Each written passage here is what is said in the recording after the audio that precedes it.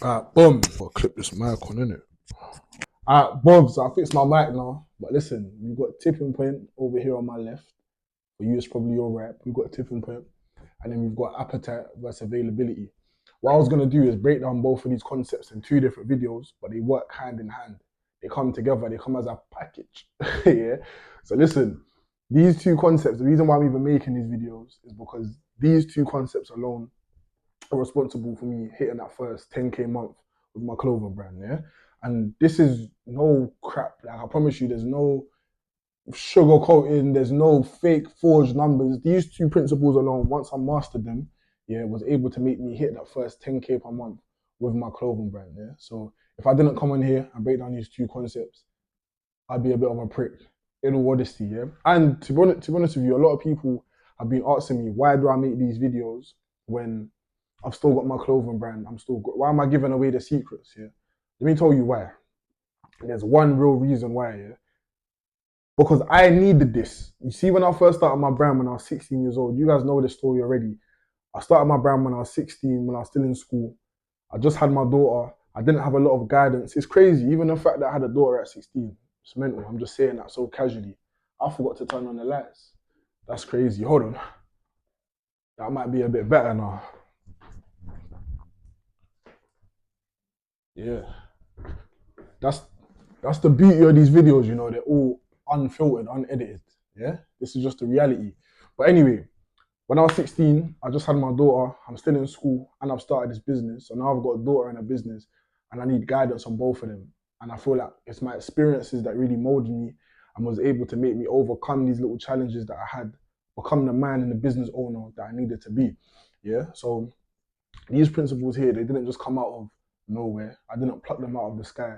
These came through trial and error. Yeah, and I remember, let me break it down to you. I remember the exact time where these principles came up and I realized why they were so essential. So I'd say probably in like 2019, yeah, I released some tracksuits. The real ones know about the opulent tracksuits.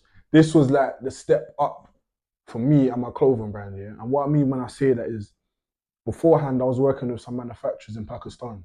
Problems, problems after problems after problems. In another video, I'll break that down. But I lost a lot of money with them. And let's just say we stopped working with manufacturers over them sides of the world after that. So we moved over to China now, yeah? We're in a different part of the world now. We're in China. Formed a good relationship with these manufacturers, ordered some new tracksuits. And to this day, at that point, these were the best tracksuits that we had ever made in terms of quality, design, fit, everything top of the top. The only problem is I didn't have no money. I didn't have no money. Not because I was broke, but because I was working with these other manufacturers and they messed up our bulk production, which meant that we lost thousands of pounds into that. So now I'm moving into these new tracksuits. I didn't have that capital to play with. Yeah, and I remember it like it was yesterday. Me, I'm a man, I do not like to ask for favors. I don't. Even if it's from family. But at this point, my hands were forced. So I went to my dad and I said to him, like, my dad's one of the most supportive people in my life, innit? He supported my brand from the start. To be honest with you, without my dad, the brand wouldn't be where it is today. That's 100% honesty. But I went to my dad and said to him, Pops, listen, like, I've got these new manufacturers. I've tested their quality. I've tested their communication. They're sick manufacturers. I just don't have the money to get these tracksuits. And I know that if I get these tracksuits, it's going to take the brand through to the next level.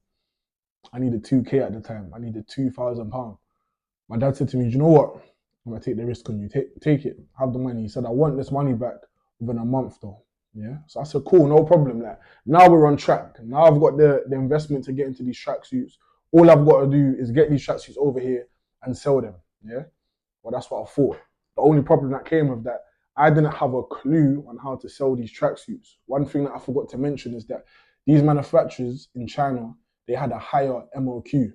For those of you that don't know what MOQ is, MOQ stands for minimum order quantity. Yeah. So where I was so used to ordering at that time maybe 50 tracksuits, 70 tracksuits max, now it's pretty much doubled. I'm ordering about 150 to 200 tracksuits. Yeah.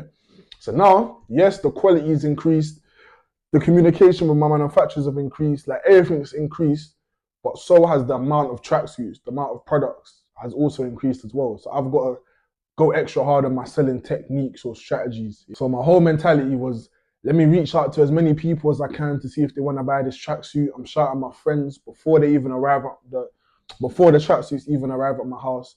Speaking to my friends, yo, we got these tracksuits coming out. Do you want to buy one? I even done a photo shoot in a penthouse. Shout out my boy Joe. He let me use his penthouse for the day. I had like a little party slash photo shoot. To be honest with you, looking back at it now, it was a bit more of a party than a photo shoot. But regardless, like I made these tracksuits look as good as they possibly can. Like the tracksuits were called Opulent, yeah. So the whole idea behind the Opulent tracksuits was to put them in an opulent, high-end environment, and I've done that. So when it came to like looking at my marketing and everything for these tracksuits, I thought that I'd done everything that was necessary to sell these tracksuits out, not only to make a profit, but also to give that money back to my dad way before the month time limit was up. To cut a long story short, it was time to release these tracksuits now. I'm sitting by my Shopify. I'm waiting for these sales to start coming in. You know that Shopify sound, like ding, ding, ding, ding, ding. I was waiting for it to come. I must have heard about 3 of them. Bro, if you felt how I felt in that moment, I'm thinking, what's going on here? Like, I remember it was at 5 o'clock, the drop was. I was just expecting loads of sales to come through. I can show my dad the phone. Here, look, dad, your phone, the money's on this phone.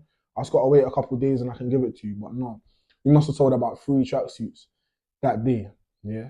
So now I'm sitting in my bedroom, I'm looking at this pile of tracksuits stacked up in these cardboard boxes, and I'm thinking, what the hell am I going to do? Not only am I stuck with these tracksuits now, but I'm also in debt to my dad. Ridiculous, it's crazy. Do you know what I mean? And that's where these whole principles came to play. Do you know what I'm saying to you? I had to find a way to sell these tracksuits. By force or by fire, I had to find a way to get these tracksuits gone, to get them to their rightful owners, get this money, give it back to my dad, and move on to the next project. But anyway, now the story time's over. Let's touch on the actual principles behind me. So first we'll start off with this one right here. By the way, you probably haven't heard this concept before. I know you haven't because I made it up. Yeah, this is something that came straight from my dome. Yeah, but anyway, appetite versus availability now, yeah? The way that I like to see it and the way that I want you to see it as well is having a scale, yeah? Imagine you've got a scale and you've got both sides, yeah? You always want to make sure that the appetite is heavier than your availability, meaning you've got a lot more pressure on this side than you do on this side, yeah? You want to tip the scale up. Drawing a little diagram here so you can understand. You want to make sure in this graph concept that your appetite is always increasing and your availability is kind of going along the same steady line. So you're probably thinking, what is appetite and what is availability? So appetite all comes down to your customers, right? How hungry are your customers for new products?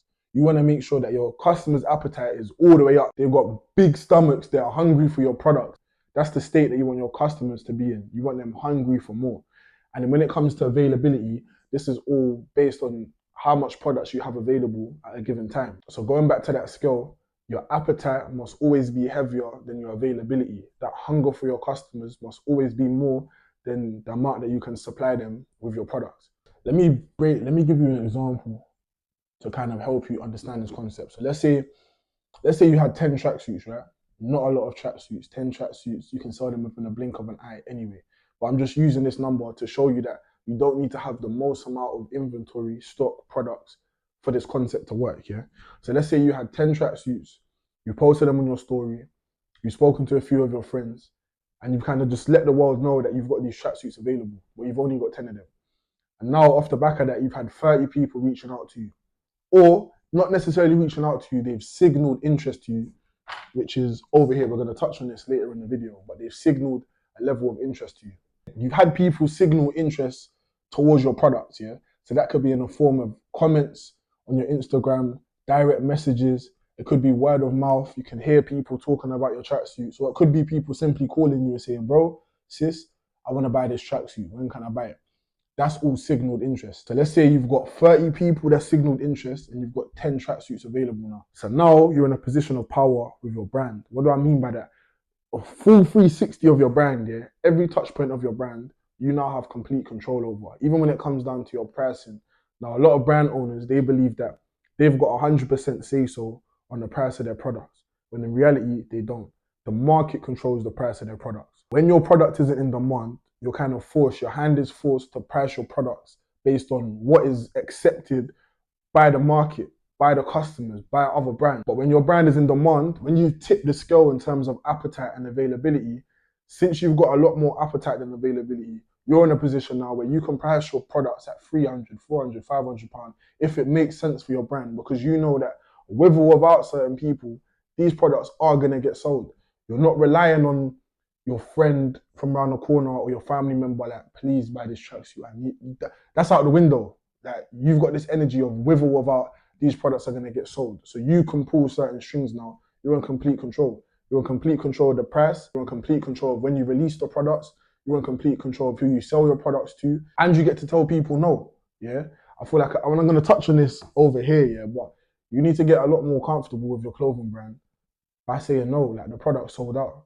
And the only way you can get to that point is by having a higher appetite than availability. If you want an inside scoop in how you can actually do this, how you can have a higher appetite than availability for your clothing brand, I've put together a new book called The Plug and Profit, where we break down this concept in a lot more detail. So after this video, you can tap down there. It's absolutely free. Yeah, but anyway, let's move on to the next concept here. Let's move on to the next principle, which is tipping point. This concept basically breaks down that you need to be comfortable being in a tipping point or an overflow state. You're probably thinking, what are you talking about? Like, what's all of these concepts that you're talking about? Bear with me, yeah? I've got a little diagram for you. So over here, this is my little drawing of a bucket now, yeah? Now this bucket is a bad drawing, isn't it? But this bucket symbolizes your clothing brand now, yeah? And you can see the little water is tipping over. It represents the customers that are going to have access to your products, to your release, to your drop. However, you're in an overflow state, which means that there are some customers that are falling out of this bucket. You have a lot more customers than you can fit inside this bucket, aka your brand. Now, brand owners see this in two different ways. You've got the Moody Margarets over here, and you've got the Positive Peters. Yeah, I just made that up on my head. But shout out Positive Peters. Now, what a lot of the Moody Margarets don't understand is that you being in an overflow state is a blessing. And I used to be like this. I used to have this mentality as well, where why would I put myself in a position where there's customers out there that are willing to give me money and I'm just not providing products for them? Why would I do that? I'm leaving money on the table. And that's understandable. I get the way that some people may be thinking when it comes to that. However, you need to understand, in order for your brand to be successful, you cannot sell to everyone. You need to be comfortable telling people no, that the products are sold out. And that's what's going to drive and boost demand even more. But the only way you can get to that position where you can tell people no is when you're at a tipping point, when you're in an overflow state. The reality of the situation is you haven't got enough products to suit the demand that you've managed to build up. You haven't got enough products to sell to everyone. Please, I beg you, if you're listening to this video, I want you to take away this one thing. If you don't listen to anything else that I'm saying, listen to this. Only tipping point brands make a profit. So if you want to make a profit, make sure you're a tipping point brand. Make sure that you're in an overflow state where you have more customers ready to purchase your products than products available. It may feel a little bit uncomfortable.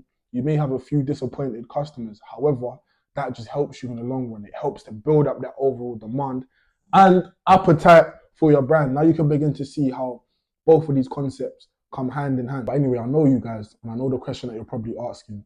How do you know that you're at a tipping point? Like, how do you actually know in real life? How do you know that you've reached that overflow state? The way that I like to gauge it is when you've got 50% more customers than products available. So again, let's go to my whiteboard now, yeah? Let's just say, for this example, you've got 100 tracksuits. You spoke to your manufacturers, you ordered 100 new tracksuits, right? Until you get 150 signaled interest, so people that have either commented, DM'd you, sent you a message, spoke to you in person, until you've reached 150 people that have signaled some type of interest to you, you're not at the tipping point. One thing that I want you to remember is that you do not need a lot of products, inventory, stock in order to have this tipping point overflow state going on for your clothing brand. Again, like, you could have 10 tracksuits available, but as long as you've got 50% more, so 15 people waiting for your tracksuit, you've now reached that overflow state. At this point, you're probably thinking to yourself, why 50%? Like, why is it not 40%? Why is it? Where did these percentages come from? What I want you to understand now is that not everyone that signals interest to you is going to actually purchase your products. So that 50%, see it as almost like a buffer for anyone that doesn't actually purchase your products. You're never going to get 100% of the people that have signaled interest to you actually making a purchase. So having that 50% buffer or 50% additional people that are in one place at one time to purchase your products just allows you to cater for anyone that has fallen off or maybe changed their mind. So yeah, that 50% just allows you to cover for anyone that may be a bit unserious or whatever the case may be. To cut a long story short, they didn't purchase your products. That 50% is that's something, a little support system to lean on. The fact that you're in an overflow state and that there's some people that can't purchase your products, you've built the demand, you've built the appetite for your brand even more now. So now when it's time for you to do your next release or your next drop for your t-shirts, jumpers, even hats, that demand's heightened now already. Because now there's a pool of people that wanted to get your last release but simply couldn't get it because they was late or because they was behind or they didn't press the link on time. Do you know what I'm saying to you? So you're in complete control on who's wearing your brand, what price they purchase your products at. Like, this is the best state for you to be in an overflow state for your brand. So don't be like this guy. I was gonna say guy, but Margaret's a female name. So don't be like Miss over here, Miss Margaret. Be like my guy Peter with a little smirk on his face. Because you know that payday's about to come and you're not gonna have to sit up at night stressing or figuring out strategies on how you can sell your products. It's all done and dusted. You've done the groundwork beforehand. So yeah, just to recap, only overflowing brands, only tipping point brands make a profit. If you want to make a profit for your clothing brand, make sure that you've attained this tipping point state where you have a lot more customers ready to purchase your products than products available. Yeah. And again, moving over to this side, appetite versus availability. You want to make sure that that appetite, remember the scale that we was talking about, the appetite is a lot heavier than the availability. Yeah. So appetite's always growing, availability pretty much stays the same, or it's growing incrementally. Like you're increasing the amount of stock you grow incrementally, very slowly. It's growing in a linear direction rather than an exponential direction, like your appetite. And then yeah, like I just want you to understand that it's okay that some people aren't going to be able to get your products. Like, it's okay. One thing that I really want you to remember before I go is that you do not need to cater for everyone. You just need to cater for your people. And your people are the people that are the first to click that link to be at your shop window. Those are the people that you need to cater for. And anyone that falls outside of that, they've got to come again on the next time around. And yeah, man, remember, you don't need to have the most amount of stock or inventory in the world. Remember, you just need to have 50% more customers than products available. But yeah, that's that video wrapped up. Again, if you want some more in-detailed explanations on the principles that I've broken down in this video today, and you want some more direct examples and ways that you can actually implement this into your brand, tap the link in my bio to download my new book called Plug and Profit, where I break down a lot of these principles in a lot more detail, give you a lot more context. And yeah, man, it's free. It's free. So if you want it, link below. It's going to be the top link. That's all yours. Go crazy. But yeah, I'm out.